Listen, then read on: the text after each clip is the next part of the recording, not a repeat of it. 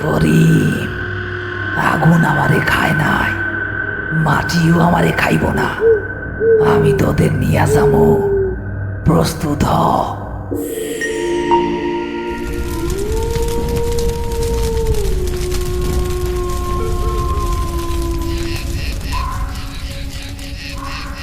উস্তাদ, আর কতক্ষণ বইসা থাকবো? শ্মশানের ধোয়ায় তো দম বন্ধ হইয়া আসতেছে। আর লাশটা তো ওই শ্মশান ঘাটে নেওয়ার কথা ছিল, আমাগো কাছে কেন পাঠাইতেছে? চুপ কর রতন, এইটা সাধারণ লাশ না, এইটা জগাই ডাকাতের লাশ। শুনছি ওরে সীতায় তোলার পর আগুন নিভা গেছে 3 বার। সীতার কাঠ জ্বলে, কিন্তু ওর শরীর জ্বলে না। তাই শ্মশানের অঘরী বাবা কইছে, যার শরীরে আগুন নেয় না তারে মাটি দিতে। আগুন নেয় নাই? কন কি উস্তাদ? তাইলে এখন আমরা কি করবো? আমরা টেকার গুলাম, টেকা দিছে আমরা মাটি দিমু। কিন্তু জায়গাটা খারাপ। এই বটগাছের নিচটা গরুস্থান আর শ্মশানের মধ্যবর্তী জায়গা। এইখানে হিন্দুও মরে না, আবার মুসলিমও মরে না। এইখানে ভূত প্রেতের বাস। কুয়াশার বুক চিরে একটা ডিঙি নৌকা এসে ঘাটে লাগলো। নৌকায় একজন কালো পোশাক পরা লোক, যার গলায় হাড়ের মালা। সে ধরাধরি করে একটা লাশ নামিয়ে দিল। লাশটা সাদা কাফনে নয়, বরং লাল শালু কাপড়ে মোড়ানো। লাশের শরীর থেকে এখনো ধোঁয়া বের হচ্ছে। নে করিম, তোর মাল তুই নে। আগুন ওরে সিবায়া খাইতে পারে নাই। ব্যাক এখন মাটি ওরে গিলে কিনা। বাবা, লাশের গা তো গরম। ও কি মরা না জ্যান্ত? ও মরাও না, আবার জ্যান্তও না। ও এখন প্রেত। সূর্য ওঠার আগে ওরে মাটির নিচে না দিলে ও তোদের 2জনের ঘাড় মটকাইব। অগরী নৌকাতে উঠে কুয়াশায় মিলিয়ে গেল। করিম আর রতন লাশটা ধরাধরি করে কবরের দিকে নিয়ে চলল।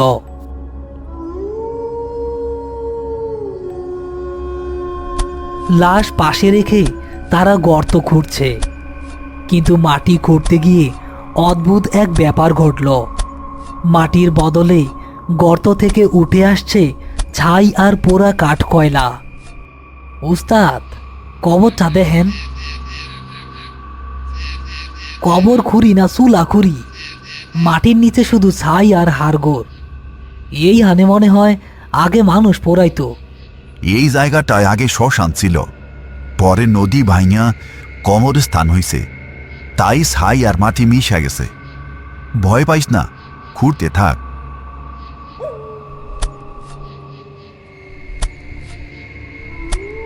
হঠাৎ লাশটার লাল কাপড় নড়ে উঠল। মনে হলো লাশের পেটের ভিতর কিছু একটা লাফাচ্ছে।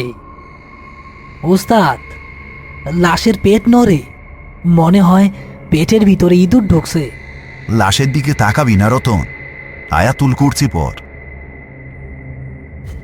লাশ কবরে নামানোর সময় হয়ে গেছে। নিয়ম অনুযায়ী লাশের মুখ কেবলামুখী করতে হবে। করিম কাপা কাপা হাতে লাল কাপড়টা সরাতে গেল। রতন, ধর, বিসমিল্লাহ বইলা মুখটা খুল। কাপড়টা সরাতেই দুজনেই ভয়ে জমে গেল। লাশের মুখের এক পাশ আগুনে ঝলসে কালো হয়ে গেছে, মাংস গলে হাড় বেরিয়ে আছে, কিন্তু অন্য পাশটা একদম ঠিক আছে। আর সবচেয়ে ভয়ঙ্কর ব্যাপার হলো লাশের ঝলসানো দিকের চোখটা খোলা, এবং সেই চোখের মণিটা আগুনের মতো লাল টকটকে। উস্তাদ, লাশের লাশের চোখ তো খোলা। ও ও আমার দিকে তাকায় আছে। না রতন, মরা মানুষ তো তাকাইতে পারে না। ধর, ওরে শীত কইরা দেই। তারা ধরাধরি করে লাশটা কবরে নামালো। যেই না লাশের পিঠ মাটিতে লাগলো, অমনি মাটির নিচ থেকে দরাম করে একটা ভূমিকম্পের মতো আওয়াজ হলো। শ্মশান ঘাটের দিক থেকে শিয়ালগুলো একসাথে ডেকে উঠল। করিম বাঁশ বিছিয়ে দেওয়ার জন্য গর্তে নামলেন। হঠাৎ লাশের সেই ঝলসানো হাতটা বিদ্যুৎ বেগে উঠে এসে করিমের পা খপ করে ধরল। হাতটা আগুনের মতো গরম। আহ পুইরা গেল। রতন, আবার পা ধরছে, টান দে। উস্তাদ, হাত ছাড়ান, কোদাল মারেন। আহ স্যার শয়তান, স্যার। কিন্তু লাশটা ছাড়ল না। উল্টো লাশটা এবার উঠে বসার চেষ্টা করছে। তার ঝলসানো মুখ দিয়ে অদ্ভুত এক ভাষা বের হচ্ছে, যা মানুষের ভাষা নয়, যেন আগুনের চিরবির শব্দ। করিম, আগুন আমারে খায় নাই, মাটিও আমারে খাইব না। আমি তোদের নিয়া যামু, প্রস্তুত হ। রতন, বাঁশ দে, ওরে বাঁশ দিয়া বাইরা, তাড়াতাড়ি শোয়া। রতন একটা বাঁশ নিয়ে গর্তের ভেতর লাশের বুকে আঘাত করল, কিন্তু লাশটা রতনের বাঁশ এক হাতে ধরে ফেলল। বাঁশটাতে দাউ দাউ করে আগুন জ্বলে উঠল। উস্তাদ, উস্তাদ, লাশের গায়ে আগুন, বাঁশে আগুন লাগা গেছে। হঠাৎ পাশের শ্মশানঘাট থেকে মন্দিরের ঘণ্টাটা টং টং করে বেজে উঠল, অথচ সেখানে কেউ নেই। ঘণ্টার শব্দের সাথে সাথে লাশের শক্তি আরও বেড়ে গেল। সে করিমকে টেনে নিজের বুকের কাছে নিয়ে গেল। আহ রতন, রতন পালা, এরে মাটি দেওয়া যাইব না, ইয়ে তো জ্যান্ত শয়তান। না উস্তাদ, আমি পালাবো না। আপনার সাইরা আমি কোথাও পালাবো না। গেলে একসাথে যাবো, আর মরলে একসাথে মরবো। লাশটা এবার হাঁ করে করিমের ঘাড় কামড়ে দেওয়ার চেষ্টা করলো। লাশের মুখ থেকে আগুনের ফুলকি বের হচ্ছে। রতন দেখল কবরের মাটিগুলো লালের বদলে কালো হয়ে যাচ্ছে এবং রক্ত চুইয়ে পড়ছে। আহ, আহ, আহ, রতন, ওরে থামাইতে হইলে মিশ্র মাটি লাগবো। দৌড় দে, শ্মশানের চিতা থাইকা এক মুঠা ছাই আর কবরের এক মুঠা মাটি একসাথে মিশাইয়া লাশের চোখের মধ্যে সুইরা মার, জলদি। ছাই আর মাটি? উস্তাদ, উস্তাদ, আমি পারবো না। আহ, আহ, যদি বাঁচতে চাস তবে দৌড়তে, নাইলে ও আমারে খাইয়া তোরে ধরব। রতন কোনো মতে সাহস সঞ্চার করে দৌড় দিল কাঁটাতারের ওপাশে শ্মশানের দিকে। একটা নিভে যাওয়া চিতা থেকে এক মুঠো গরম ছাই নিল, তারপর দৌড়ে এসে কবরের মাটি তুলল। দুই হাতের মুঠোয় ছাই আর মাটি মিশিয়ে সে গর্তের দিকে ছুঁড়ে মারল। ইয়া মাবুদ, যা হওয়ার হোক, কিন্তু ওস্তাদ রে বাঁচাইতেই হইব। সেই মিশ্রিত মাটি লাশের লাল টকটকে চোখে লাগার সাথে সাথে কেমন একটা বিকট শব্দ হলো, যেন গরম তেলে পানি পড়েছে। লাশটি আকাশ ফাটা চিৎকার করে করিমকে ছেড়ে দিল। লাশটি যন্ত্রণায় ছটফট করছে, তার শরীর থেকে কালো ধোঁয়া বের হচ্ছে। করিম এই সুযোগে গর্ত থেকে উপরে ওঠার চেষ্টা করলো, কিন্তু তার পা পুড়ে গেছে, সে নড়তে পারছে না। দুই মাটি এক করলি, তাতেও লাভ নাই। আমি ব্রহ্মদৈত্য হইয়া ফিরব। হঠাৎ নদীর দিক থেকে সেই অঘরী সাধুর গলা শোনা গেল। সে কোথাও নেই, কিন্তু তার আওয়াজ বাতাসে ভাসছে। করিম, ওরে উল্টা কইরা দে, মাটির দিকে বুক দে, পিঠ দে আকাশের দিকে।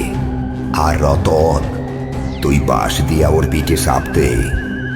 করিম নিজের জানের মায়া ত্যাগ করে লাশের পা ধরে হ্যাঁচকা টান দিলেন। লাশটা টাল সামলাতে না পেরে উপুর হয়ে পড়ল। সাথে সাথে রতন ওপর থেকে বাঁশের চাটাই আর ভারী বাঁশগুলো লাশের পিঠের উপর ছুঁড়ে মারল। লাশ উপুর হয়ে পড়ার পর মাটির নিচ থেকে গড়গড় একটা শব্দ হতে লাগলো। মনে হচ্ছে লাশটা মাটি ঘুরে পাতালের দিকে যাওয়ার চেষ্টা করছে, অথবা উল্টো ঘুরে আবার উপরে আসার চেষ্টা করছে। মাটি দে রতন, মাটি দে। দুনিয়ার যত জোর আছে সব শক্তি দিয়া মাটি দে, ওরই শ্বাস নিতে দিবি না। তারা দুজনে পাগলের মতো কোদাল চালাতে লাগলো। মাটি ফেলার সাথে সাথে নিচ থেকে গরম ভাপ উঠে আসছে। গর্তের ভেতর থেকে ভেসে আসছে হাড় ভাঙার মর্মর শব্দ এবং পশুর মতো গর্জন। আগুন, আমার আগুন নিভল না। আমি আমি আবার আসবো তোদের পোড়াইতে, আমি আবার আসবো। উস্তাদ, মাটি তো লাফাইতাছে, কবর তো সমান না। কোদালের উল্টা পিঠ দিয়া পিচা, মাটির বুক ভাঙা দে। তারা কোদাল দিয়ে মাটির ওপর সমানে পিটুনি দিতে লাগলো। প্রায় আধা ঘন্টা যুদ্ধের পর মাটির নড়াচড়া থামল, কিন্তু কবরের মাটি থেকে এখনো ধোঁয়া বের হচ্ছে।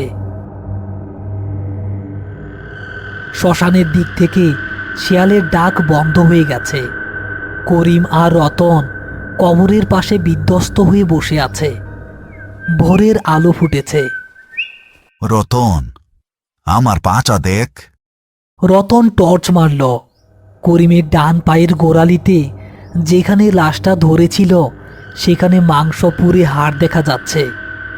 আর সেই পোড়া দাগটা দেখতে অবিকল মানুষের মুখের মতো।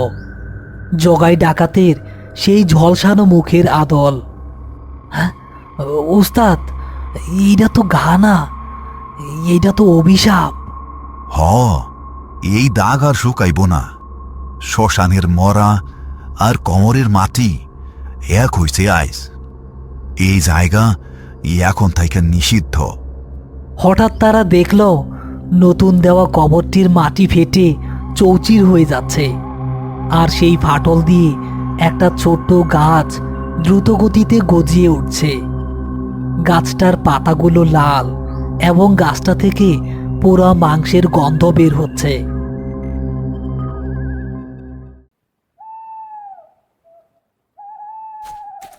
তারা দুজন খুঁড়িয়ে খুঁড়িয়ে ঘাটে এলো হাত মুখ ধোয়ার জন্য। করিম পানিতে নামলো, কিন্তু পানিতে নামার সাথে সাথে সে চিৎকার করে উঠল। আহ, পানি তো অনেক গরম। নদীর পানি তো ফুটতাছে রতন। কন কি উস্তাদ, নদীর পানি তো একেবারে ঠান্ডা। রতন দেখল পানি ঠিকই ঠান্ডা, কিন্তু করিমের কাছে সেটা ফুটন্ত গরম মনে হচ্ছে। করিম বুঝতে পারল সেই আধপোড়া লাশ তাকে ছাড়েনি। লাশের শরীরের আগুন এখন করিমের শরীরে ভর করেছে। ও রতন, আমার শীত লাগে না রে, আমার শরীরে আগুন। জগাই আমারে ডাকতাছে।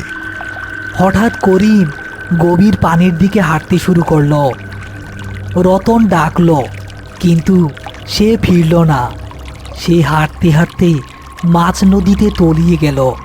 অদ্ভুত ব্যাপার হলো, সে ডোবার সময় তার চারপাশে পানি থেকে ধোঁয়া উঠছিল, যেন কোনো জ্বলন্ত কয়লা পানিতে ফেলা হয়েছে। হ্যালো প্রিয় বন্ধুরা, আশা করি আজকের ভয়ঙ্কর গল্পটি আপনাদের ভালো লেগেছে।